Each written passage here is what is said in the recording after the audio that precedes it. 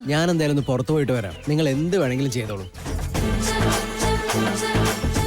അമ്പലത്തിന്റെ പുറത്ത് നിന്നെങ്ങനെ സിഗരറ്റ് വലിക്കുന്നത് കണ്ട കഴിഞ്ഞു നിങ്ങളുടെ കാര്യം.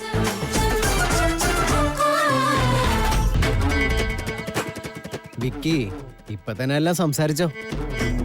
പ്രേമിക്കുമ്പോഴുള്ള പെണ്ണായിരിക്കില്ല, കല്യാണം കഴിഞ്ഞാൽ ടിപ്പിക്കൽ ഭാര്യയായിരിക്കും. ശരി, നടക്കട്ടെ.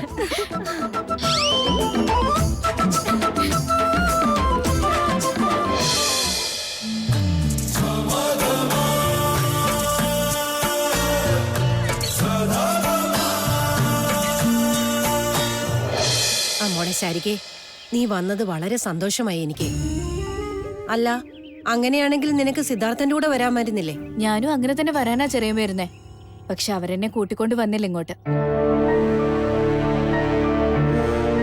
ഞാൻ റെഡിയാവുന്നതിന് മുന്നേ തന്നെ എന്നെ വിട്ടിട്ട് വന്നു. സാരമില്ല മോളെ, നിന്റെ ചേട്ടൻ കൂടെ ഇല്ലെങ്കിലും നിനക്ക് നിന്റെ സഹോദരിമാര് കൂടെ ഉണ്ടല്ലോ. ആ ചേച്ചിമാര് തന്നെ എന്റെ ചെറുക്കനെ വളയ്ക്കാൻ നോക്കുന്നത്. സപ്പോർട്ട് വേറെ. ശാരിക, മോൾ അമ്മയോട് പറയണം, തൽക്കാലം പെണ്ണുകാണൽ ചടങ്ങിന് വേണ്ടി വിക്രാന്തിന്റെ വീട്ടുകാർ ഞങ്ങളുടെ വീട്ടിലേക്ക് വരുന്നുണ്ടെന്ന്.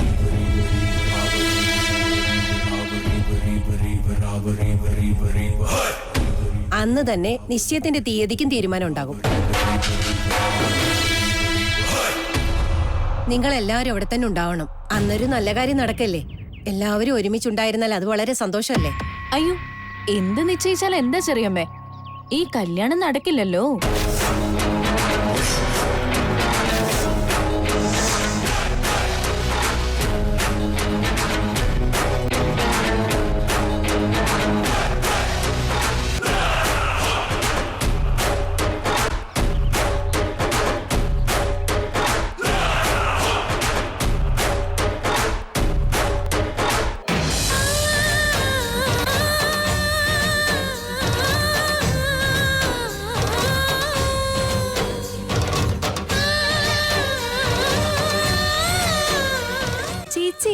പാമ്പിന്റെ പോത്ത് ഇവിടെ ഉണ്ടായിരുന്നെങ്കിൽ അതില് തന്നെ പാലൊഴിക്കാമായിരുന്നു. പക്ഷെ ഇപ്പൊ ഇല്ലല്ലോ, ഒന്നും ചെയ്യാൻ പറ്റില്ല. ഓഹോ, വലുതായിട്ട് എന്തോ കാട്ടില് ജീവിച്ച പോലെയാണല്ലോ നീ ബിൽഡപ്പ് തരുന്നേ. പുറ്റുണ്ടായിട്ട് അതില് പാമ്പുണ്ടായിരുന്നെങ്കിൽ നീ ഇവിടെയല്ല, അമ്പലത്തിന്റെ കോമ്പൗണ്ടിൽ പോലും കാണില്ലായിരുന്നല്ലോ. ഇപ്പൊ ഇല്ലല്ലോ, എന്ത് ചെയ്യാൻ പറ്റും? ഉണ്ടായിരുന്നെങ്കിൽ ലൈവ് ഡെമോ കാണിക്കുമായിരുന്നു. എടി അഞ്ജു, സത്യം എന്താണെന്ന് നിനക്കറിയാമോ? പാമ്പ് പാല് കുടിക്കില്ല. അങ്ങനെയൊന്നും പുറ്റിന്റെ അകത്ത് പാല് കൊണ്ട് ഒഴിക്കാൻ പാടില്ല. അതുകൊണ്ടല്ലേ ഇങ്ങനെയൊക്കെ ചെയ്യുന്നേ. ശാസ്ത്രവും നടക്കും, പാമ്പിനെ കൊണ്ട് നമുക്കൊരു ശല്യം ഉണ്ടാവേയില്ല. ചെറിയ കാര്യം കിട്ടിയാ മതി, വായടക്കില്ല കാന്താരി. അമൂല്യ, ആരതി കഴിഞ്ഞ് നെക്സ്റ്റ് ക്യൂവില് നീ തന്നെയുള്ളത്. വേഗം കല്യാണം ആവട്ടെ എന്ന് നീ പ്രാർത്ഥിച്ചു. ചേച്ചി, അതിനൊക്കെ ഇനി ഒരുപാട് സമയമുണ്ട്. അതുപോട്ടെ, ഈ അതിഥി അമ്പലമൊക്കെ കണ്ടിട്ട് പെട്ടെന്ന് വരാന്ന് പറഞ്ഞിട്ട് ആളെ കാണുന്നേ ഇല്ലല്ലോ. ലൈഫില് അതിഥിയുടെ വാക്ക് മാത്രം ഒരിക്കലും വിശ്വസിക്കാൻ പറ്റില്ല. ശരി ചേച്ചി, ഞാനൊന്ന് ചുറ്റി തൊഴുതിട്ട് വരാം.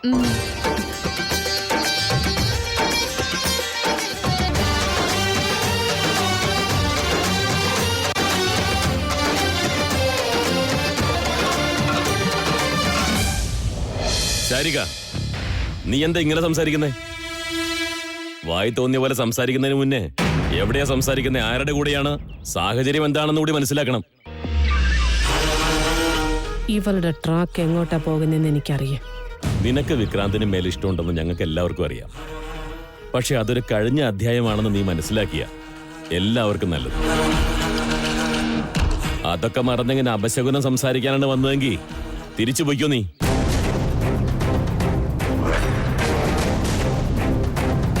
അയ്യോ ചിറ്റപ്പ, വിഷമിക്കൊന്നും വേണ്ട. ഞാൻ വിക്രാന്തിനെ അങ്ങനെയൊന്നും നോക്കുന്നില്ല. എന്തോ സ്ലിപ്പായി മനസ്സിലുണ്ടായിരുന്ന വിഷമം പുറത്തു വന്നു, അത്രയുള്ളൂ. എന്ന് കരുതി ഞാൻ പറഞ്ഞതൊക്കെ കള്ളമാണെന്നല്ല. എന്റെ വാക്കിനൊരു കാരണമുണ്ട്. ശാരിക, എന്താ നീ പറഞ്ഞതിന്റെ അർത്ഥം? ഇതിനു വേണ്ടിയാണോ നീ പെട്ടെന്ന് പറഞ്ഞു എന്ന് പറഞ്ഞേ? പറഞ്ഞ വാക്കിന് കാരണമുണ്ടെന്ന് നീ ഇപ്പൊ പറയുന്നു. നീ വെറുതെ അതും ഇതും പറഞ്ഞ് ഓരോന്ന് പ്രശ്നം ഉണ്ടാക്കാൻ നോക്കണ്ട. സംസാരിക്കാൻ പറ്റുമെങ്കിൽ മാത്രം സംസാരിച്ചാൽ മതി, അല്ലെങ്കിൽ മിണ്ടായിരിക്കെ. ചെറിയമ്മേ, ഞാനിത് പറയാവോ പറയരുതോ എന്നൊന്നും എനിക്കറിയില്ല. പക്ഷെ ഞാൻ പറയാതിരുന്ന പ്രശ്നമാവും. അതുകൊണ്ട് മാത്രമാ പറയുന്നത്. സുഹാസിനി അമ്മയും ശ്രീധരൻ അമ്മാവനും ഒരു ഡിസിഷൻ എടുത്തിട്ടുണ്ട്. വിക്കിയുടെ കല്യാണത്തിന് മുന്നേ വേദാന്തിന്റെ കല്യാണം നടത്തണമെന്നാണ്. മൂത്തയാളുടെ കല്യാണം നടക്കാതെ ഇളയാളുടെ കല്യാണം നടന്ന ഈ സമൂഹം എന്തു പറയുന്ന അവരുടെ ചിന്ത. പക്ഷെ വേദാന്ത് എങ്ങനെയാണെന്ന് എല്ലാവർക്കും അറിയാം. അവന് കല്യാണം എന്റെ മോനെ പറ്റി ആവശ്യമില്ലാത്തത് പറഞ്ഞ ഞാൻ മിണ്ടാതിരിക്കൊന്നുമില്ല. അതങ്ങനെയല്ലമ്മേ. ശാരിക, നീ മിണ്ടാതിരിക്കെ. സുഹാസിനി, എന്നോട് ക്ഷമിക്കുക. ഞാനിങ്ങനെ പറയുന്നത് കൊണ്ട് തെറ്റിദ്ധരിക്കരുത്. നിങ്ങളുടെ മകനെ പറ്റി എല്ലാം അറിയാവുന്നതുകൊണ്ടാണ് ഈ പറയുന്നത്. അവൻ ശരിക്കും കല്യാണത്തിന് സമ്മതിക്കുവോ? അത് അവന്റെ തീരുമാനമാ. ഈ സമയത്ത് നമുക്ക് അങ്ങനെ ചിന്തിക്കാൻ പറ്റില്ലല്ലോ. അവൻ കല്യാണത്തിന് സമ്മതിച്ചില്ലെങ്കിലോ? വിക്രാന്തിന്റെ ആരതിയുടെയും കല്യാണം? എനിക്ക് അങ്ങനെ ഒരു ചിന്തയില്ല.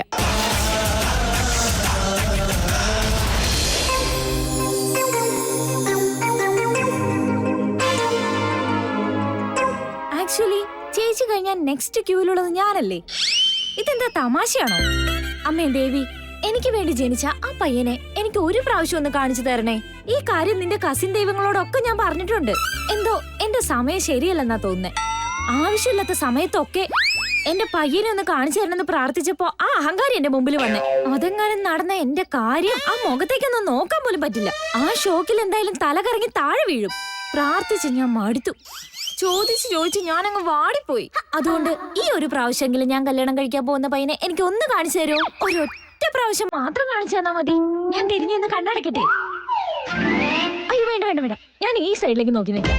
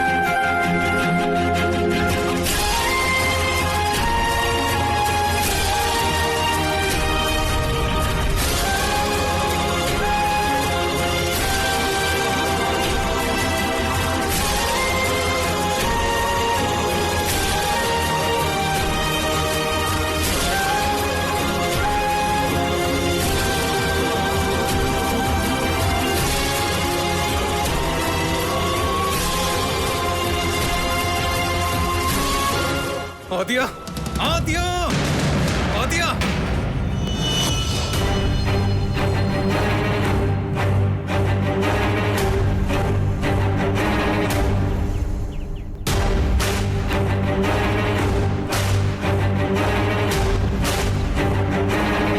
നിങ്ങളുടെ മകള് സന്തോഷമായിരിക്കണം, അവളുടെ ജീവിതം നന്നായിരിക്കണമെന്ന് നിങ്ങൾ ആഗ്രഹിക്കുന്ന പോലെ എന്റെ മക്കളുടെ ജീവിതത്തെക്കുറിച്ചും എനിക്ക് ചില സ്വപ്നങ്ങളൊക്കെ ഉണ്ട്. വിക്കിയുടെ കല്യാണം കഴിഞ്ഞ വേദാന്ത് ഒരിക്കലും കല്യാണം കഴിക്കാൻ പിന്നെ സമ്മതിച്ചെന്ന് വരില്ല. വേദാന്തിനെ കല്യാണത്തിന് സമ്മതിപ്പിക്കാനായി ഇതിലും നല്ലൊരു അവസരം എനിക്ക് മുന്നിൽ വേറെയില്ല. അതുകൊണ്ട് വേദാന്തിന്റെ കല്യാണം നടത്തേണ്ട ചുമതല ഞാൻ വിക്കിയെ ഏൽപ്പിച്ചിരിക്കെ. അതെ സുഹാസിനി, എന്റെ മനസ്സിലൊരു സംശയം മാറ്റാൻ വേണ്ടി ഞാനൊരു കാര്യം ചോദിക്കട്ടെ. ഒരു പക്ഷേ നിങ്ങളാവട്ടെ വിക്രാന്ത് ആവട്ടെ വേദാന്തിനെ കല്യാണത്തിന് സമ്മതിപ്പിക്കാൻ പറ്റിയില്ലെങ്കിൽ? അതിനെപ്പറ്റി ഒരു തീരുമാനവും ഞാൻ എടുത്തിട്ടില്ല. പക്ഷെ ഒരു കാര്യം സത്യമാ, വേദാന്ത് കല്യാണത്തിന് സമ്മതിച്ചാൽ മാത്രമേ വിക്കിയുടെ ആരതിയുടെയും കല്യാണം നടക്കൂ. അത് പിന്നെ സുഹാസിനി,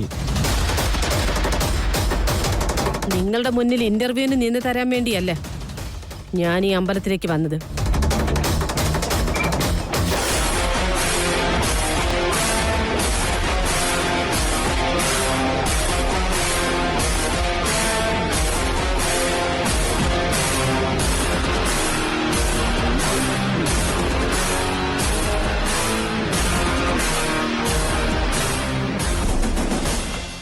അമ്മോ, എന്തു പറ്റി?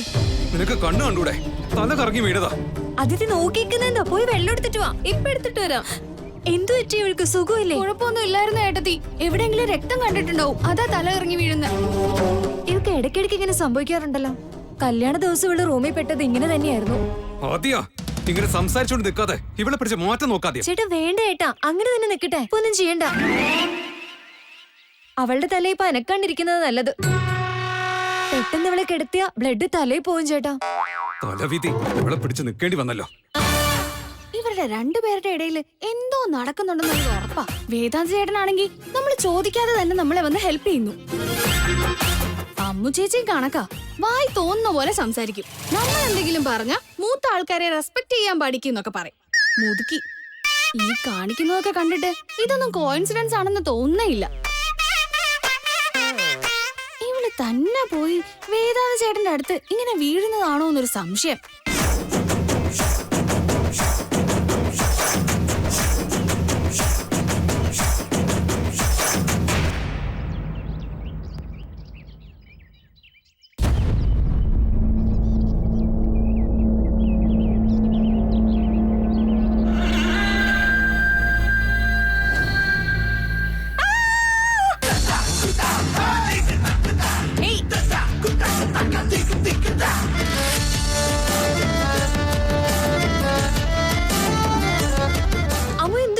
എന്തിനെങ്ങനെ അലർന്നേ? ഈ ഒരു പ്രാവശ്യമെങ്കിലും ഞാൻ കല്യാണം കഴിക്കാൻ പോകുന്ന ആ പാവം പയ്യനൊന്ന് കാണിച്ചു തരാവോ? എത്രയും പെട്ടെന്ന് എനിക്കൊന്ന് കാണിച്ചു തരണേ.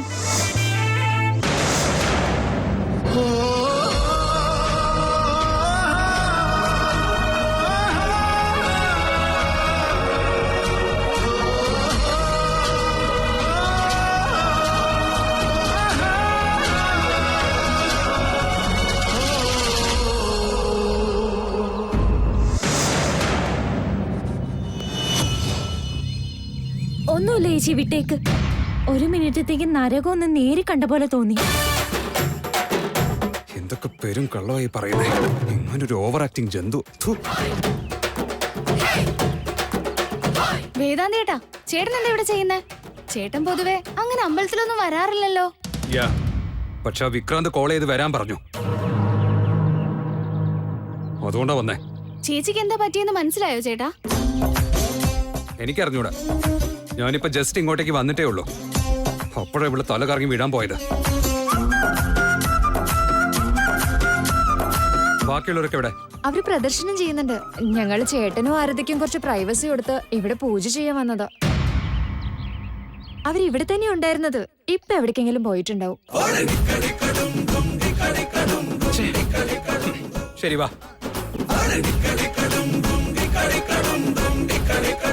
എന്താടി മരക്കഴുതേ, നീ എന്താ വലിയ ബഹുമാനത്തിൽ ചേട്ടാന്ന് വിളിച്ചേ?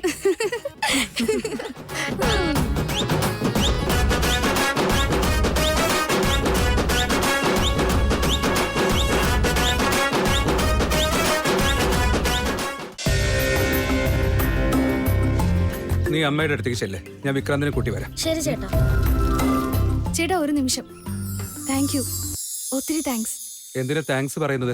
അമ്മയുടെ ഹോസ്പിറ്റൽ ബില്ല് ചേട്ടനെ അടച്ചതെന്ന് എനിക്കറിയാം. അതുകൊണ്ട് അത് ഞാൻ മോളെ ചേട്ടൻ തന്നെ അടച്ചതെന്ന് അറിയാം. ചേട്ടനോട് എത്ര താങ്ക്സ് പറഞ്ഞാലും മതിയാവില്ല. എനിക്ക് എന്ത് പറയണമെന്ന് തന്നെ മനസ്സിലാവുന്നില്ല. അതിൻ്റെ ഒന്നും ആവശ്യമില്ല മോളെ. താങ്ക്സ് ഒന്നും വേണ്ട.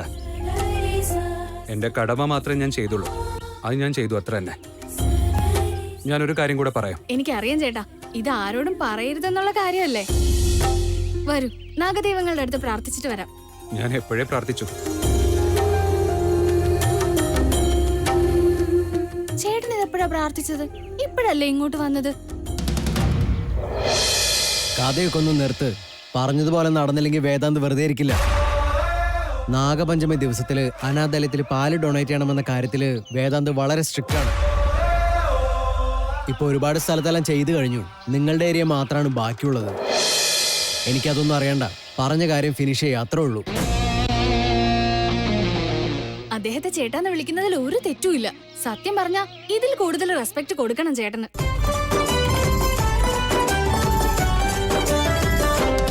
പണ്ടൊക്കെ എന്ത് നല്ല രസമായിരുന്നു. എന്തേ ഞാൻ ഇപ്പൊ തന്നെ ബോറായി തുടങ്ങിയോ? ഓ, നിങ്ങൾ ഈ പെണ്ണുങ്ങളുണ്ടല്ലോ, തെറ്റിദ്ധരിക്കാൻ വേണ്ടി മാത്രമായിട്ട് PhD എടുത്ത് വന്നേക്കാം. ഞാൻ അതല്ല പറഞ്ഞത്. ആദ്യം അതൊക്കെ എനിക്ക് കാണണമെന്ന് തോന്നുമ്പോ ഞാൻ വീട്ടിലേക്കൊന്ന് കാണുമായിരുന്നു. പക്ഷെ ഇപ്പോഴോ? ഇപ്പോഴെല്ലാം ഓക്കെയാണ്. ഇത്രയും കാലം നമ്മൾ മറച്ചു വെച്ച് കാണുന്നത് എനിക്ക് ഇഷ്ടമല്ലായിരുന്നു. വീട്ടുകാരുടെ അടുത്ത് നിന്ന് എല്ലാ കാര്യങ്ങളും ഒളിച്ചു വെച്ച് അവരുടെ അടുത്ത് ചിരിച്ചും കളിച്ചും ജീവിക്കാൻ എനിക്ക് കഴിയില്ല. ഇപ്പൊ എല്ലാവർക്കും കാര്യങ്ങൾ അറിയാലോ, അതുകൊണ്ട് ഒരു ടെൻഷനും ഇല്ല. നിനക്കിപ്പോഴും അമ്മയുടെ കണ്ടീഷൻ എന്നൊന്നും മനസ്സിലായിട്ടില്ല. അതറിഞ്ഞാൽ നീ എങ്ങനെ റിയാക്ട് ചെയ്യുമെന്തോ. അമ്മയാണെങ്കിൽ ഈ കാര്യം ആരും അറിയണമെന്ന് പ്രത്യേകം പറഞ്ഞിട്ടുമുണ്ട്. എന്തുപറ്റി? വിക്കിങ്ങനെ ഒന്നും മിണ്ടാതിരിക്കുന്ന ആളല്ലല്ലോ. എന്ത് പറ്റി? ടെൻഷനുണ്ടോ? ആണുങ്ങളുടെ ടെൻഷനെ കുറിച്ച് നിന്റെ അടുത്ത് പറഞ്ഞിട്ട് എന്തെങ്കിലും കാര്യമുണ്ടോ? അതങ്ങനെ കാണിച്ചു തരാനും പറ്റില്ല. പ്രശ്നം ഒട്ട് തീരെയല്ല. എന്തിനാ എത്ര അധികം ടെൻഷൻ അടിക്കുന്നേ? രണ്ടു വീട്ടുകാരും കല്യാണത്തിന് സമ്മതിച്ചല്ലോ, പിന്നെന്താ? എനിക്കിപ്പോ എന്താ തോന്നുന്നറിയോ? ഇപ്പൊ ഈ നിമിഷത്തിൽ വല്ല ഭൂമികൾക്കോ സുനാമി അങ്ങനെ എന്തെങ്കിലും വന്ന് നമ്മൾ കണ്ട സ്വപ്നങ്ങളെല്ലാം വല്ല ചീട്ടുകൊട്ടാരം പറത്തിക്കൊണ്ടു പോകുന്നത് പോലെ.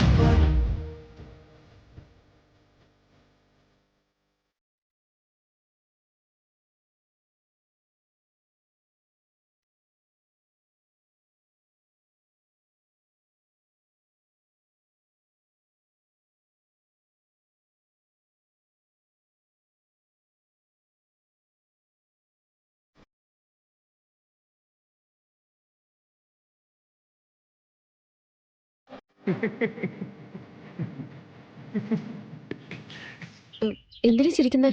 ഇപ്പൊ എന്റെ കൂടെ കൂടിയിട്ട് നീ ഇതുപോലെ റൊമാൻറ്റിക് ആയിന്ന് ആലോചിച്ചപ്പോ എനിക്ക് പെട്ടെന്ന് ചിരി വന്നതാണോ?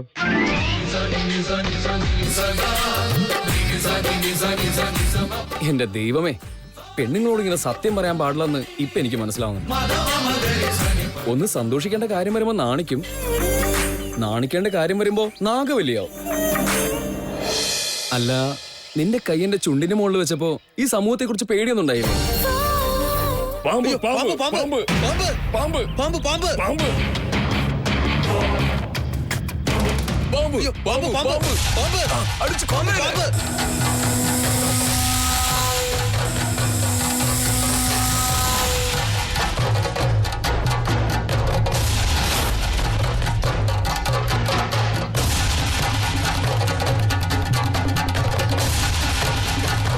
ആ പൊത്തിലേക്കാ പോയത്, ഞാൻ കണ്ടതാ. അത് ഇതിന്റെ ഉള്ളിൽ തന്നെ ഉണ്ടാവും.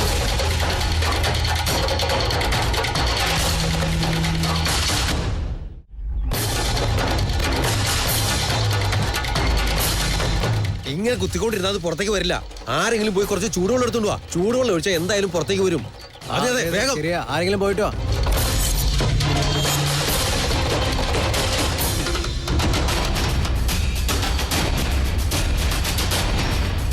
മാറി നിന്നേ. നിങ്ങൾ എന്താ ഈ കാണിക്കുന്നേ? ഒരു പാമ്പ് അതിനകത്തേക്ക് പോയി. വിഷമുള്ളതാ.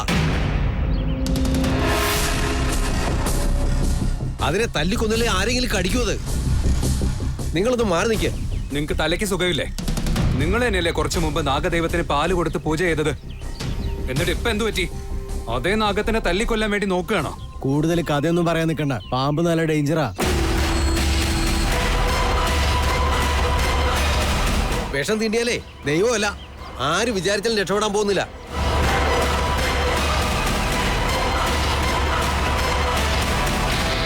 അതിനു മുമ്പേ നമ്മൾ അതിനെ തല്ലിക്കൊന്നേ പറ്റൂ. പാമ്പിനെ നമ്മൾ ശല്യം ചെയ്താൽ മാത്രമേ അത് നമ്മളെ ഉപദ്രവിക്കുള്ളൂ, അല്ലെങ്കിൽ അതൊന്നും ചെയ്യില്ല. കറക്റ്റ്. തീരെ ബുദ്ധിയില്ലാത്ത ഇവക്ക് പോലും കാര്യങ്ങൾ മനസ്സിലായി. ഇവനെന്നെ കളിയാക്കുവാണോ അതോ സപ്പോർട്ട് ചെയ്യുവാണോ? ഇവര് പറയുന്നത് കേട്ടോണ്ട് നിൽക്കാൻ നമുക്ക് അതിനെ തല്ലിക്കൊല്ലാം. വാ നിൽക്കണോ?